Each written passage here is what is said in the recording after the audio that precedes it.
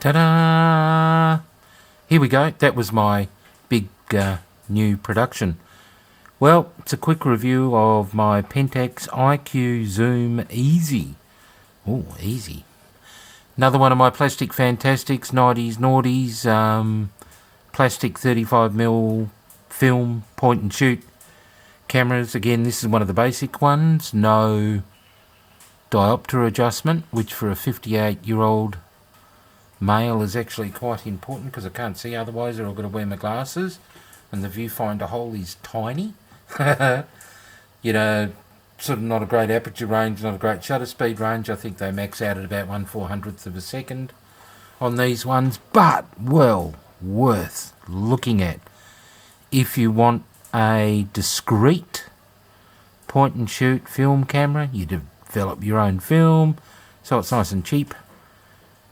These are the way to go. As I've said in my other videos, the good thing about these is that you don't get people getting upset. If you pull out your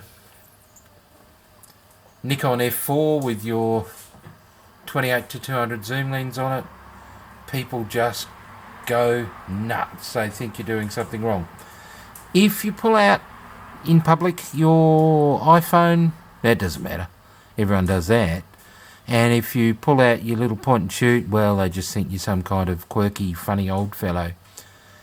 The lenses on these seem to be really good, well within the limitations of, you know, doing your own processing and scanning, which are all great ways to introduce noise.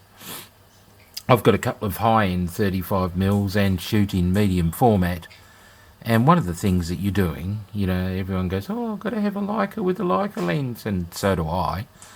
But by the time you've developed it yourself, had some processing errors, even if you get really good at it, your scanner introduces noise.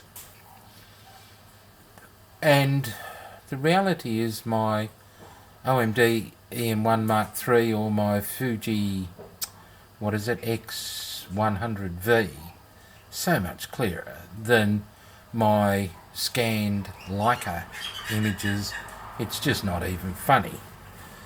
But if you want the look of film and the noise and the fun and everything, whether it be colour or black and white, these are absolutely great. I know that Fujifilm classes or Contax T2 sell for $1,500 and these sell for $100, and these don't take 1/10 lesser, gooder photo. Minimal adjustments. I think you got, no, this one doesn't have a bulb, I don't think. Maybe it does. You can turn the flash off, you can have red eye flash, and that's about it. Reasonable zoom range. What is it? This one is a 38-70. Ooh.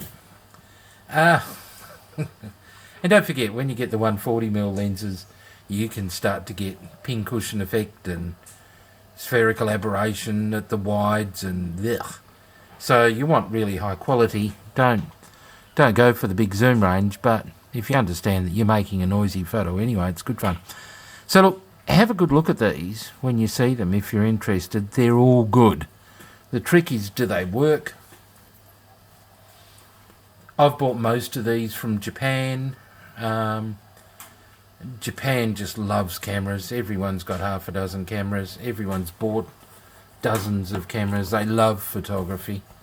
I've spent quite a bit of time there, and every time I talk to a Japanese person about cameras, it just opens up a world of conversation. But look, Pentax IQZoomEzy, light, plastic, fun. Please do yourself a favour and use these, because they're not worth going into the bin, and they are lots of fun and they are quite cheap. So there we go. Thanks very much for watching. I'm going to be doing quite a few of these reviews, so please subscribe.